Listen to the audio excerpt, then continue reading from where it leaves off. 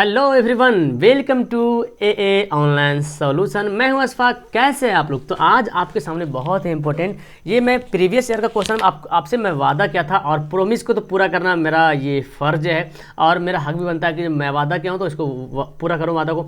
मैं शुरू से ही बताया था कि आपको मैं जितना भी प्रीवियस ईयर का क्वेश्चन है, देखो गाइड तो सबके पास है, क्वेश्चन बैंक बहुत सारे स्टूडेंट के पास है, लेकिन पता है आपको गाइड में बहुत सारा सवाल का जवाब भी गलत दिया हुआ है।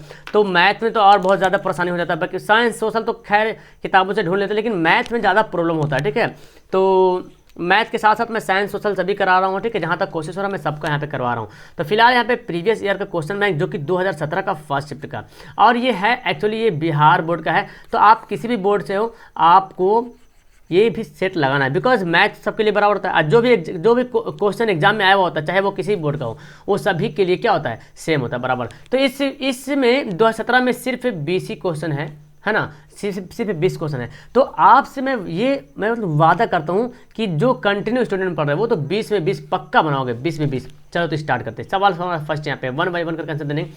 विद्युत धारा उत्पन्न करने की युक्ति कौन है? विद्युत धारा इनमें से कौन है जिससे विद्युत धारा उत्पन्न की जाती है? तो ये तो खैर हर कोई जानता है विद्युत धारा किससे उत्पन्न किए जाते हैं। तो हर कोई जानता है ना, विद्युत धारा जो उत्पन्न किया जाता है वो जनित्र से, है ना, जनित्र से विद्युत धारा उत्पन्न की जाते हैं। और एमीटर तो जानते हैं जी, एमीटर आप मतलब श्रेणीक्रम इसको लगाते हैं विद्युत धारा को मापने के लिए, है ना। और गैल्वेनोमीटर ये भी श्रेणी में यूज करते हैं परिपथ में। विद्युत जनित्र जानते हैं कि विद्युत जनित्र क्या होता है, ये जो यांत्रिक ऊर्जा को विद्युत ऊर्जा में ट्रांसफर करता है ना, यांत्रिक ऊर्जा को विद्युत ऊर्जा में बदलता है। और एक मोटर आता है, मोटर जो कि विद्युत ऊर्जा को यांत्रिक ऊर्जा में बदलता है। ये सवाल बहुत बार आता है कि जनित्र जो है या जनरेटर भी इसको बोलते हैं, जनरेटर, है ना, जनरेटर जो है यांत्रिक ऊर्जा को विद्युत ऊर्जा में बदलता है और मोटर जो है विद्युत ऊर्जा को यांत्रिक ऊर्जा में बदलता है। ये सभी बातें आपको पता होगा। ठीक है, फिलहाल नेक्स्ट सवाल देखें। ऊर्जा का एसआई मात्रक क्या है? एसआई मात्रक आपके फिजिक्स में जितने सारे भी एसआई मात्रक का नाम दिया हुआ है उन सभी एसआई मात्रक को आप याद कर लीजिए।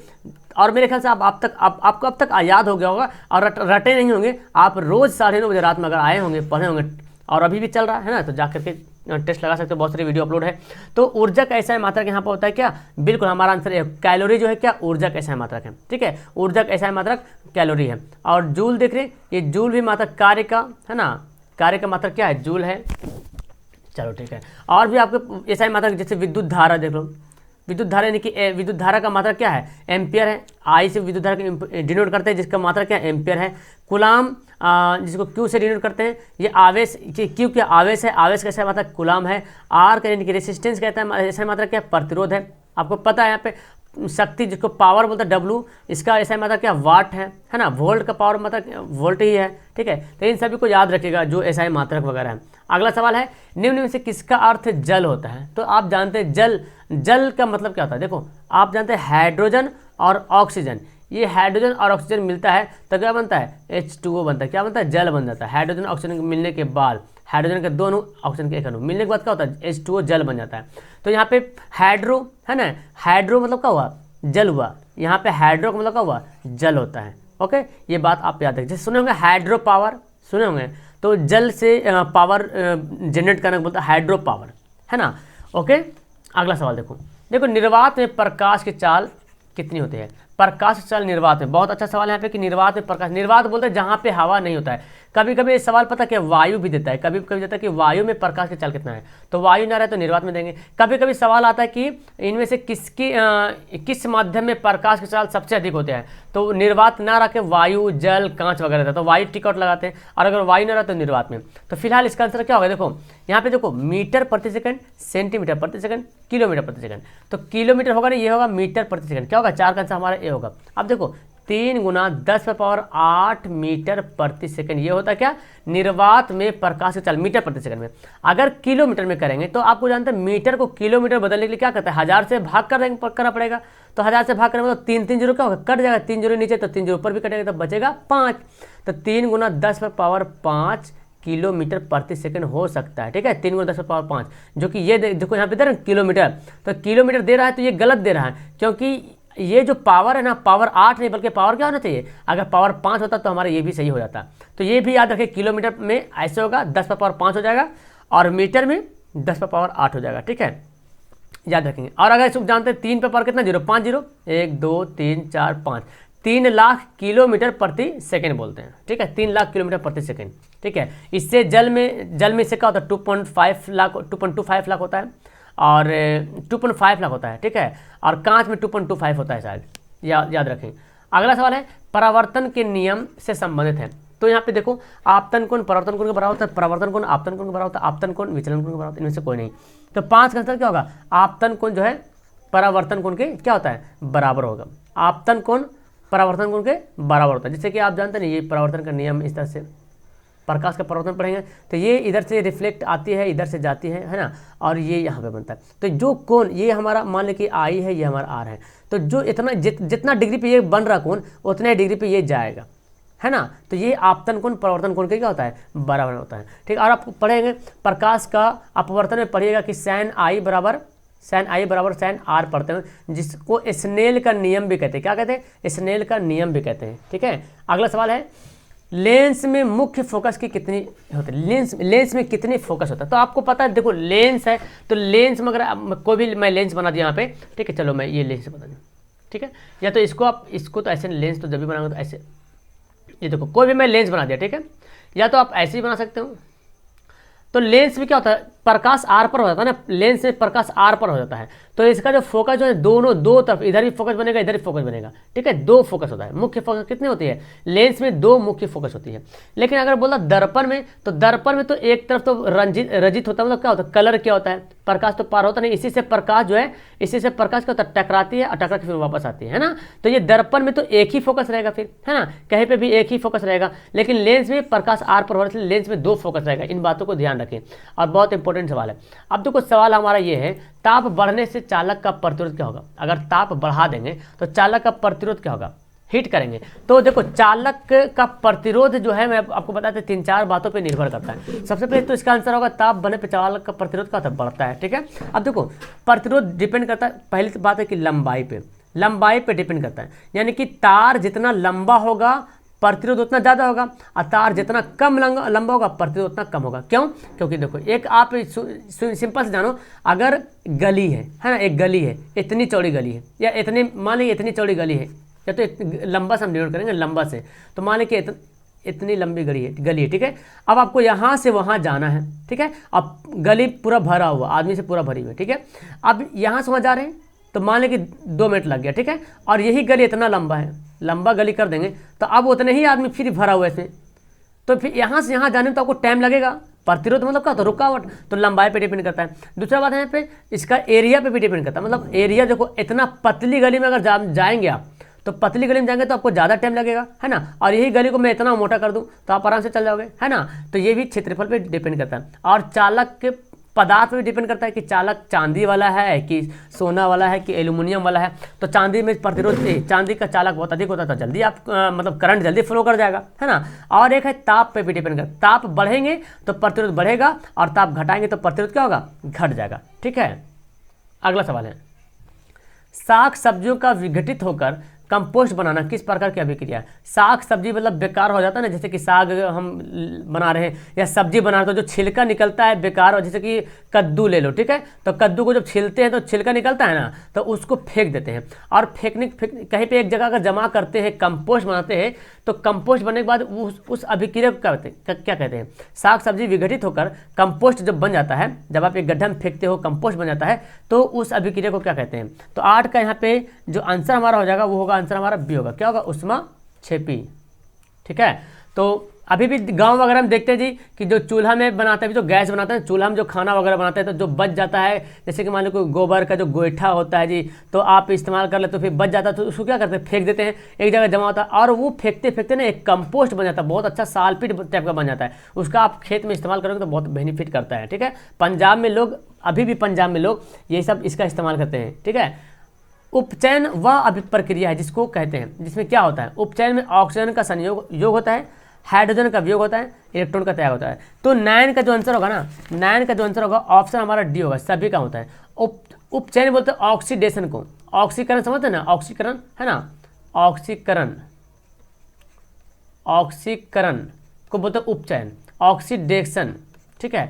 तो ऑक्सीडेशन में क्या होता है ऑक्सीजन का योग होता है, पढ़े होंगे। ऑक्सीडेशन में यानी कि ऑक्सीकरण में ऑक्सीजन का वियोग होता है, ऑक्सीजन मिलता है, और हाइड्रोजन क्या होता है, हाइड्रोजन वियोग होता है, और इसमें इलेक्ट्रॉन का त्यागता भी है, ये बात याद रखें। ऑक्सीकरण में इलेक्ट्रॉन त्यागा जाता है, और इसी को उल्टा होता है अवकरण, है ना, इसी को उल्टा अवकरण होगा, जिसमें इसमें क्या होगा, इसमें हाइड्रोजन आएगा, हाइड्रोजन का प्लस होगा, है ना, हाइड्रोजन आएगा और ऑक्सीजन जाएगा, ठीक है, और इलेक्ट्रॉन आएगा, इलेक्ट्रॉन त्याग रहा है, इसमें इलेक्ट्रॉन आएगा, ग्रहण करेगा, ठीक है। तो ये बात आप याद रखें। अगला देखो सवाल है कि विद्युत होगा जी, सॉरी 10 का आंसर क्या गलत लिखो, गलत, विद्युत होगा, विद्युत नहीं, विद्युत अपघटन में इलेक्ट्रॉन मुक्त होगा। विद्युत अपघटन में इलेक्ट्रॉन कहाँ पे मुक्त होता है, ठीक है, एनोड पे, कैथोड पे, दोनों पे, इनमें से कोई नहीं। तो 10 का आंसर हमारा हो जाएगा ऑप्शन हमारा एनोड पे, है ना। विद्युत अपघटन में इलेक्ट्रॉन कहाँ पे मुक्त होता है, एनोड पे, ठीक है। और यहाँ पे आप याद रखो, एनोड ऐसे लिखते हैं, एनोड ए से हो रहा मतलब आ पढ़ते हैं, तो एनोड पे अशुद्ध धातु रहता है, ठीक है, और कैथोड पे शुद्ध धातु रहता है, ये भी बात याद रखें। एनोड पे अशुद्ध धातु और कैथोड पे शुद्ध धातु, ये भी दोनों कन्फ्यूजन बहुत करता है।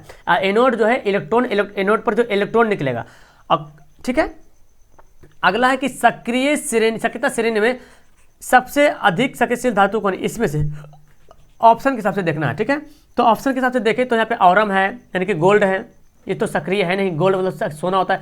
ये तो पहले पता है कि सोना जो है एकदम जो जमीन के अंदर से सोना निकलता है वो ऑलरेडी मतलब स्वतंत्र रूप से रहता है, ठीक है। सोडियम है, ये पारा वाला है, ये कॉपर है, तो यहाँ पे आंसर हमारा बी हो जाएगा, ठीक है। और ऐसे आपको बता दूं कि सबसे अधिक सक्रिय वाला धातु कौन है, पोटेशियम है, ठीक है। अगला सवाल है, देखो ये दे दिया है, एल्डिहाइड श्रेणी के सदस्य कौन सा, ये आपको बताना कि कौन इनमें से जो एल्डिहाइड श्रेणी का है, ठीक है। तो एल्डिहाइड को ऐसे तो जानते हैं CHO होता है। अब यहाँ पे ढूंढना है आपको कि एल्डिहाइड श्रेणी इनमें से कौन है। तो आंसर देखो हमारा ये मिलेगा, यहाँ पे कुछ ऑप्शन भी यहाँ पे, तो जी इसका आंसर क्या होगा, हमारा आंसर होगा ऑप्शन हमारा सी, क्या होगा, सी होगा, ठीक है, याद रखें, ये आंसर हमारा सी राइट होगा, एल्डिहाइड समूह का ये है, ठीक है। अगला सवाल देखो, तो इस वीडियो में तो ज़्यादा सवाल आपको मिलेगा नहीं, है ना, 20 सवाल मिलेगा। एल्काइन श्रेणी के सदस्यों का सामान्य सूत्र बताइए। तो सामान्य सूत्र कम से कम आपको एल्केन का सूत्र, एल्कीन का और एल्काइन का, ये तो आपको याद रखना, एकदम रखना है। एक होता है एल्किल भी आता है, मैं बताता हूँ एल्किल क्या होता है, ठीक है। देखो तो एल्काइन खोज रहा, तो एल्काइन का CnH2n -2 होता है, ठीक है, CnH2n -2, यानी कि आंसर हमारा क्या होगा, सी हो जाएगा, ठीक है। ये आपका एल्काइन समूह का है, ओके। तो इसका आंसर क्या होगा, हमारा सी, इसका आंसर हो गया एल्काइन, ये है हमारा सी। ये एल्केन का सूत्र आप जान लीजिए, CnH2n+2, ये एल्केन का, जिसको बोलते हैं मिथेन, इथेन, ब्यूटेन, प्रोपेन बनता है। एल्किन का CnH2n होता है, एथीन, मिथीन, ब्यूटीन, प्रोपीन। एल्काइन को जानिए CnH2n-2।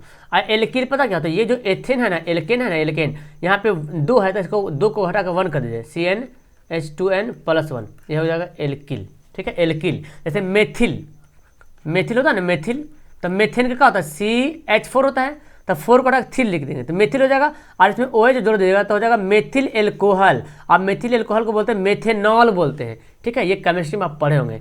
चलो ये आप देखो 1 PM पोटो, इसको पिकोमीटर बोलते हैं, 1 पिकोमीटर बराबर होता है, ये बताना आपको।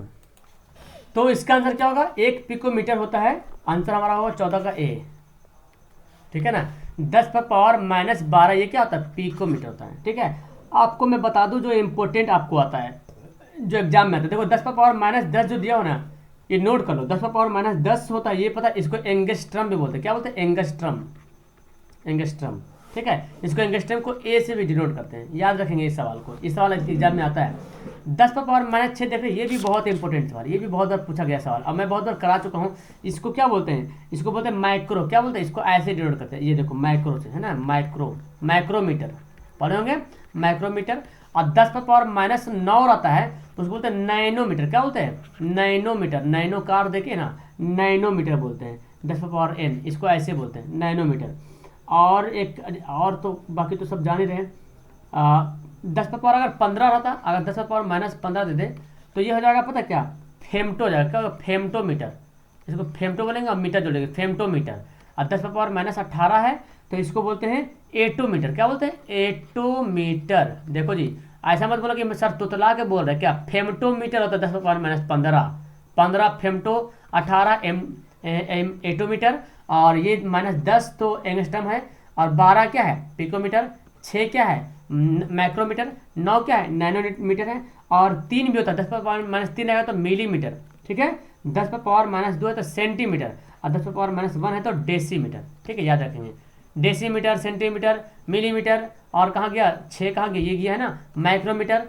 9 गया नैनोमीटर, 9 से नैनो याद रहेगा, 10 से एंगस्ट्रम है, 12 से पिकोमीटर, 15 से फेमटोमीटर, 18 से एटोमीटर। याद रहेगा, सवाल बड़ा इंपॉर्टेंट था। अगला सवाल है निम्नलिखित में नर युग्मक कौन है। नर युग्मक मतलब जो नर के द्वारा होता है, यानी कि नर मतलब पुरुष वाला, शुक्राणु, अंडाणु, योनि, फॉलोपियन नली। तो यहाँ पे देख रहे हैं फॉलोपियन नाली का, ये भी मतलब नर का नहीं मादा का योनि भी है और अंडाणु। तो हमारा आंसर क्या होगा, ए शुक्राणु, जो कि विरसन में होता है ना। आंसर हमारा क्या होगा, ए होगा। अगला सवाल देखें, जिब्रेलिन क्या है। जिब्रेलिन ये क्या है, पादप हार्मोन है। क्या है, पादप हार्मोन। तो खैर इसका तो आंसर हमारा इजी हो गया है ना। ओके, तो जिब्रेलिन क्या है, पादप हार्मोन। आंसर हमारा क्या है। मैं आपको एक होमवर्क देता हूँ, अभी तो 4 सवाल और बाकी है। पादप हार्मोन जितने भी आप जान रहे हो सभी का नीचे कमेंट करना, कौन कितने पादप हार्मोन है, कि 4-5 तो है, उसका सबका नाम खाली कमेंट करना कि कितने पादप हार्मोन आपको पता है, ठीक है। अगला सवाल देखो, पादप में फ्लोएम उत्तरदायी। तो एक पता है, एक जाइलम होता है ना, एक जाइलम होता है, एक फ्लोएम होता है। जाइलम जा से जल है ना, जल का वहन करता है, और फ्लोएम जो वहन करता है वो किसका करता है, वो करता है भोजन का वहन, ठीक है। आंसर हमारा क्या होगा, ऑप्शन इसका बी राइट आंसर होगा। फ्लोएम जो है भोजन का वहन करता है, और ये जाल का संवहन कौन करता है, जाइलम करता है। ये बात याद रखें, बहुत इंपॉर्टेंट है, ठीक है। और बाकी तो सारे जानते हैं, आपको पत्तियां पता है, मैग्नीशियम होता है धातु, जिसमें क्या बोलते हैं, क्लोरोफिल होता पाया जाता है, क्लोरोफिल है ना, पत्तियों में क्लोरोफिल पाया था। क्लोरोफिल में एक धातु होता है मैग्नीशियम, याद रखेंगे, ठीक है। अगला सवाल देखो, पत्तियों का मुरझाना किस हार्मोन के कारण है। देखो यार, आप तो होमवर्क दे दीजिए, होमवर्क कैंसिल हो जाएगा, ठीक है, बिकॉज मुझे पता नहीं था ये होमवर्क भी आ जाए। सारा का सारा ये पादप हार्मोन का नाम है, auxin, gibberellin, cytokinin, FCC complex. तो आप देखो, अब आपका जो होमवर्क दूंगा ना, ये आप याद रखिए, ये होमवर्क नहीं दूंगा आप, ये होमवर्क कैंसिल, ठीक है। अब तो यहाँ पे नाम देख ही लिया। तो पत्तियों का मुरझाना किस हार्मोन का कारण है, तो ये है आपका एब्सिसिक अम्ल है ना, ये पत्तियों का मुरझाने का काम करता है। चलो मैं तो बता दी हूँ, अब आप लोग मुझे ये कमेंट करके बताना कि ऑक्सिन का एक काम बताना, ऑक्सिन का एक कार्य बताना, जिब्रेलिन का एक कार्य बताना। अगर आपको याद नहीं है तो किताब से देख करके लेकिन जरूर बताओ, किताब से देख करके बताओ, चाहे जैसे बताओ, लेकिन देख के बताओ। अगर याद है तो ठीक है, और याद नहीं है तो गलत मत करना, है ना। जो किताब में है उसको देख के बताओ, ताकि आपके माइंड में ना एकदम छप जाए, ठीक है। साइटोकाइनिन का भी एक कार्य बताना, ठीक है।